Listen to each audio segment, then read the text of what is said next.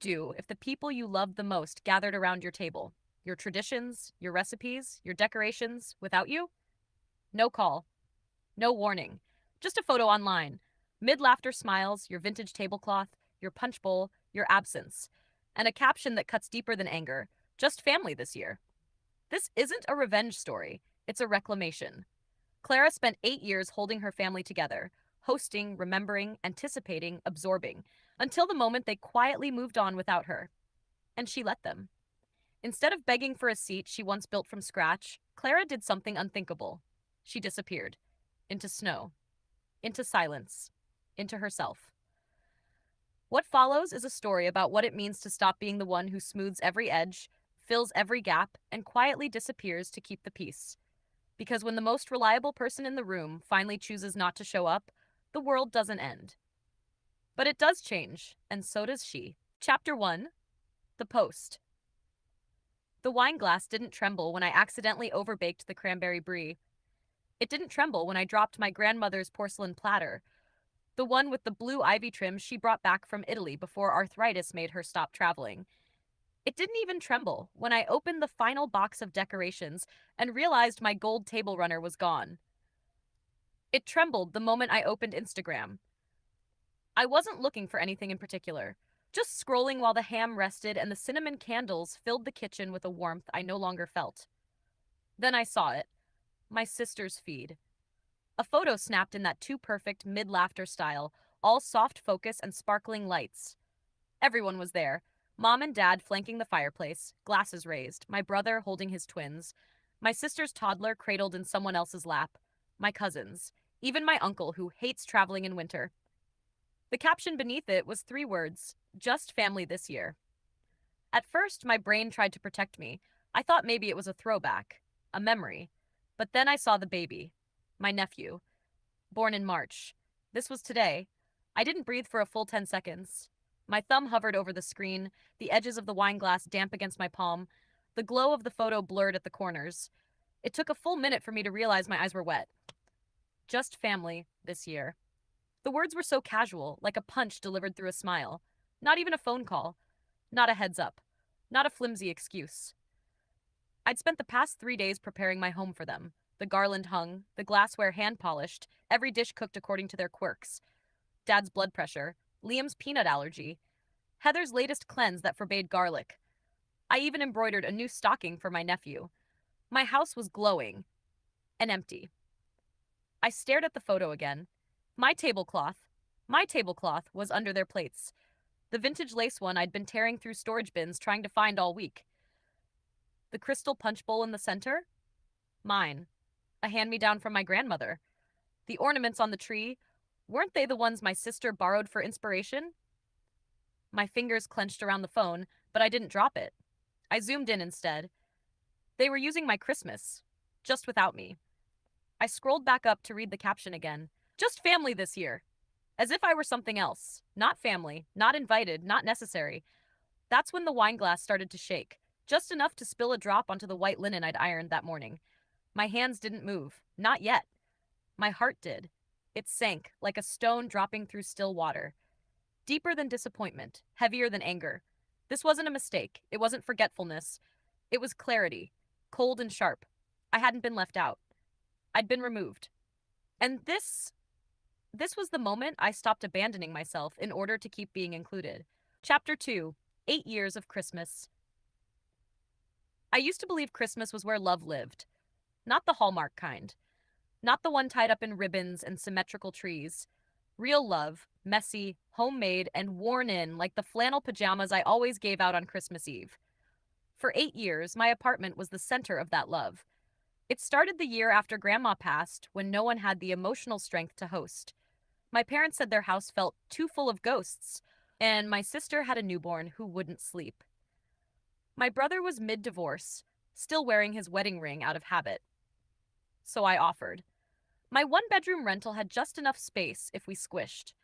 I bought folding chairs, mismatched plates from thrift stores, and a second-hand slow cooker. I even borrowed my neighbor's turkey roaster. That first Christmas, my family looked at me like I'd saved them. I remember my mom's voice breaking when she said, "You've really stepped up, Clara." And my dad? normally stingy with praise, pulled me into a hug so tight I couldn't breathe. That was all it took. A handful of thanks. One overwhelmed mother, one fractured sibling group, one small win in a year full of losses. So I kept doing it. And somewhere along the way, what had been a gift became an expectation. Each December, the group thread would buzz to life. Clara, are we still doing it at yours? Can you do that mulled cider again? Mind if I bring Jason's cousin? He's in town. What's the food plan? Liam's vegan now. It wasn't malicious. Not at first. It was just easier to let Clara handle it. Clara would know what to do. Clara would remember the salt-free stuffing for Dad, the gluten-free cookies for Heather, the stocking stuffers for the twins that didn't involve sugar or batteries. They came to my house with casserole dishes and unwrapped gifts, and left with full bellies and labeled leftovers in my good Tupperware, which never came back. I told myself it was love. That love looked like staying up until 1 a.m. hot gluing centerpieces. That love sounded like, oh, don't worry, Clara will figure it out. But each year, something inside me grew quieter, smaller. Like the parts of me that didn't revolve around them got packed away with the garland every January. I had dreams once. Travel, photography, cooking school, and every year I postponed them just until after the holidays. 8 years. 8 years of being the glue. The planner. The magician who made Christmas appear like clockwork without ever revealing the toll behind the curtain. And still, all it took was one photo to be erased. One caption to rewrite the story. Just family this year. And I, the woman who had built their Christmases from scratch, who made sure every light twinkled, every seat was filled, every allergy and unspoken resentment managed, was not part of Just Family. No call, no thank you, no goodbye. They had taken the holiday I built and held it somewhere else, somewhere I wasn't welcome. Chapter 3, The Signs Were There. The truth rarely arrives all at once. It shows up in fragments, offhand comments, unread messages, glances that last a second too long. The kind of things you don't notice until it's too late to unsee them. Looking back, the signs were there. Every single one. Like when my sister came by a few weeks before Christmas asking if she could borrow a few ornaments for her office tree. She walked out with half of my collection. Not just the generic baubles, but the handmade ones. The ceramic snowman with my name carved in the scarf, the fragile glass angel from the year Grandpa died, even the tiny felt owl Mom stitched when I was 10. I remember standing in the hallway, watching her leave with the box and saying, just bring them back before the 24th, okay? She didn't answer. She didn't bring them back either. Then there was my brother, who called to ask, do you have any spare gift bags? The ones with the little gold trim? I did. The good kind. The kind I only used for people who still believed in saying thank you. He never came to pick them up. Now I know why. He didn't need them anymore. Even my mother had her moment, mid-November, sitting in my kitchen, watching me jot down a grocery list. You've done so much, Clara, she said softly, year after year. Maybe it's time you took a break. At the time, I thought it was kindness. Now I hear the foreshadowing. Because 2 days later, I sent a message to the group chat. Clara, hey everyone, just checking in. Are we still good for Christmas Eve at my place? Seen by everyone. No replies. A second message followed. Trying to finalize the menu. Let me know if there are any new dietary needs. Seen. Still, nothing. I told myself they were busy, that they'd get back to me. I told myself a lot of things. Because the truth that they were orchestrating something without me was too painful to consider. I even texted my sister directly. Clara, can you drop off the ornaments this weekend? Oh, I may have loaned them to Mom for her mantle. Hope that's okay. It wasn't okay. But I didn't say so. I didn't speak up when things started going missing. Not the platters I lent just for Thanksgiving. Not the box of extra lights they borrowed because yours always look better. Not even the holiday recipe book I kept handwritten notes in for a decade. And I definitely didn't speak up when I found my grandmother's embroidered runner, the one I couldn't find all month, sitting neatly under their dinner plates in that Instagram photo. The silence hadn't just grown louder. It had become organized, coordinated. They didn't forget me. They excluded me. Gently, quietly, with passive silence and subtle theft. With politeness so strategic it cut deeper than cruelty. And I let them. because I thought that's what love required. Chapter 4, the stillness after. After the photo, I just sat. I didn't cry. Not yet. Crying would have made it feel real. Instead, I stared at my untouched dining table, perfectly set for 8. Polished silver, folded napkins, candles burning low, all waiting for ghosts. The cranberry chutney congealed on its tray. The Brussels sprouts went cold. The ham sat glazed in a shell of maple and rosemary. Glossy, perfect, wasted. The quiet pressed in on all sides. It was a strange kind of grief. Not the sharp stab of death or the ache of heartbreak, but a slower thing. A hollowing. The realization that the version of my family I'd believed in didn't exist, or maybe had never existed. I walked to the mirror in the hallway, the one across from the coat rack.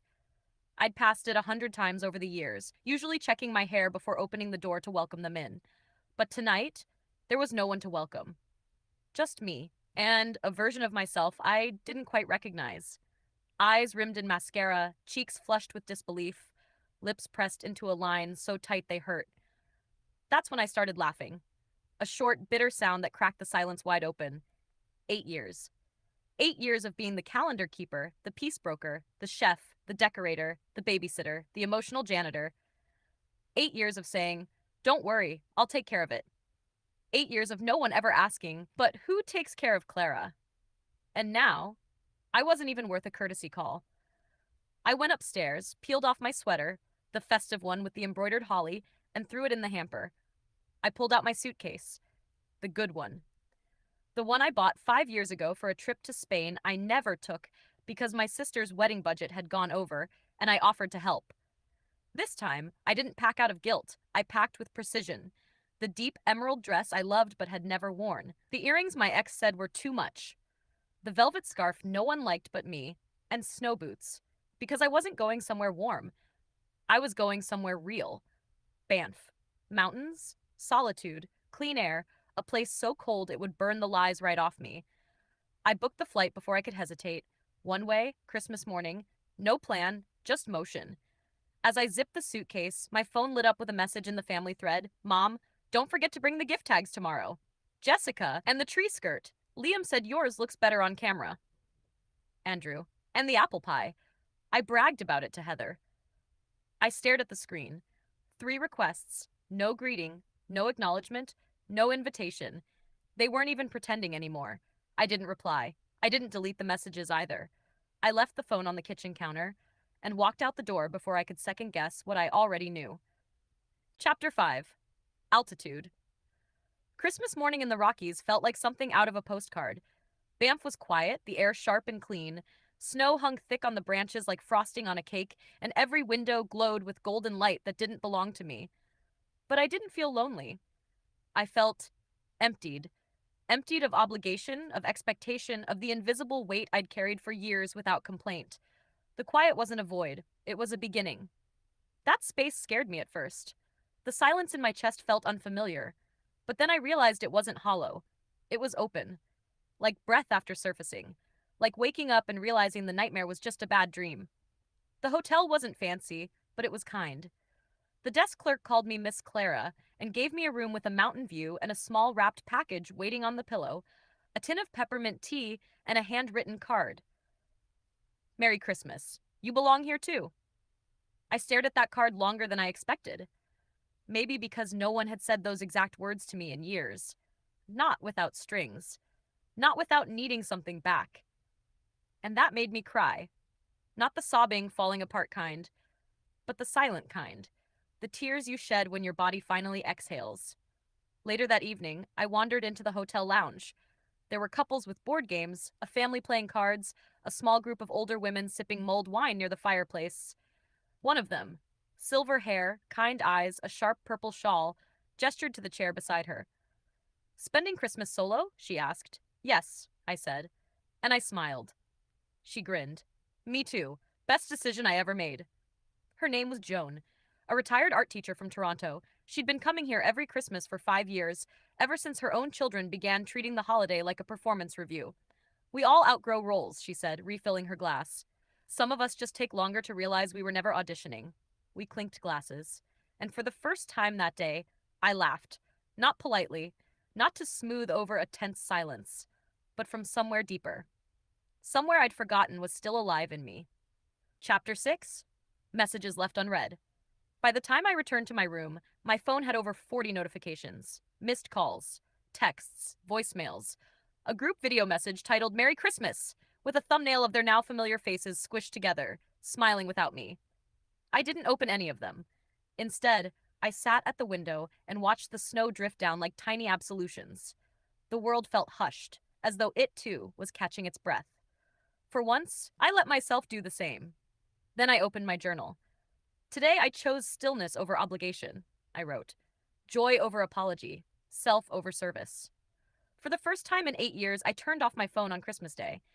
It felt like exhaling a lifetime of tension, like finally stepping out of a room I hadn't realized was suffocating me. I spent the rest of the evening with Joan and the other solo travelers. There were 7 of us, strangers tied together by our quiet refusal to keep performing.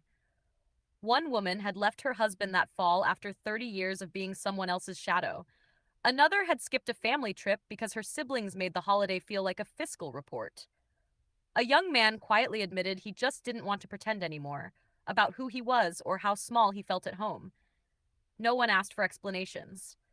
We offered them anyway, not for pity, just for the recognition that comes when another soul says, "Me too." Joan raised her glass to the ones who show up for everyone else until they finally show up for themselves. We drank to that. And in that toast, I felt something warm and surprising rise inside me. Not guilt, not regret, relief. Chapter 7. The letter I didn't send. The next morning, I woke early, made tea, and stared at the blank page in front of me. I thought maybe I'd write them something. Not an apology, not an olive branch, just the truth. I could have explained how it felt to be erased by omission, how seeing their smiles around my table, next to my punch bowl beneath ornaments I'd made by hand, was a kind of grief I didn't have a name for. I could have said, I fed you before I fed myself, and you let me. I imagined writing, you loved the host, the fixer, the organizer, but you never really saw the woman underneath. But those words didn't come. What came instead was quieter, truer. This year, I learned that love without respect is just performance, that tradition without choice is a cage, and that showing up for myself doesn't mean I love you less, it means I finally love me too. I folded the letter and didn't send it. Some truths aren't for reconciliation, some are for release. I tucked it inside my journal, not as a message to them, but as a vow to myself. This was the year I stopped waiting to be chosen. This was the year I chose me. Chapter 8. Home Again. The flight home on New Year's Eve was uneventful. No delays, no storms, just a steady hum of white noise and thoughts that wouldn't quite settle. My street was quiet, no wreaths on doors, no lights in windows. The houses looked asleep, or maybe just tired, like me. My own home stood exactly as I'd left it. The garlands sagged across the staircase like a weary sigh. The candles had melted into themselves. The air was stale with pine wax and something harder to name. Grief, perhaps. Or the ache of having once believed so deeply in a version of love that didn't love me back. On the porch were 3 gift baskets.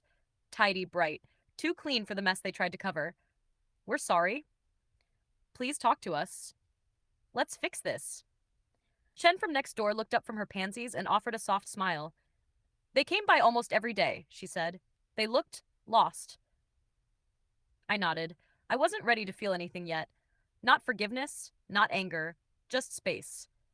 I carried my suitcase up the steps, stepped inside, and closed the door. And for the first time in a long time, the silence inside didn't feel like punishment. It felt like peace.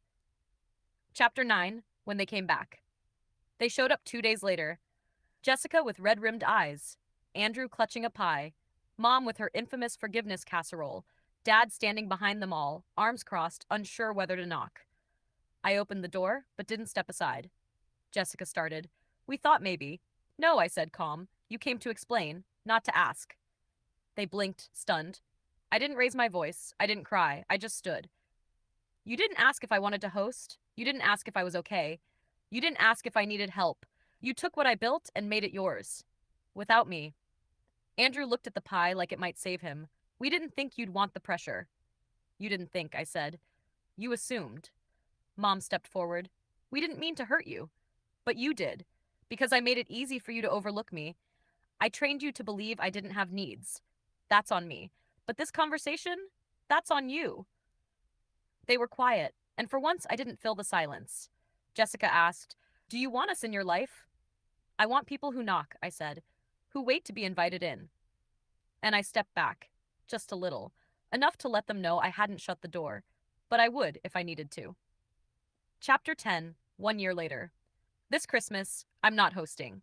Jessica is menu printed, spreadsheets color coded, trying to remember how I made everything look easy. I brought dessert, just dessert. I didn't bring the garland. I didn't bring the punch bowl. I didn't bring the emotional labor, and no one asked me to. Joan is here, wrapped in her purple shawl, holding court with a group of cousins. My mother helped peel potatoes. My father set the table. My brother hung lights and brought back my missing Tupperware, washed. They're learning. Not perfectly, but enough. Jessica sidles up to me in the kitchen. "You were right," she says. "It's not easy." "It never was," I reply. "It was just quiet." We smile.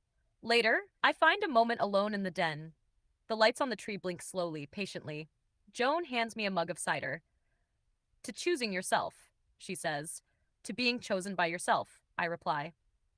Epilogue, the price of admission. That night before bed, I write a final line in my journal. Love should not require erasing yourself to earn it. I pin my grandmother's brooch to the neckline of my midnight blue sweater. In the kitchen, someone else is loading the dishwasher. The tree stays lit when I go upstairs, not because I'm waiting for anyone, but because I'm already home. With myself.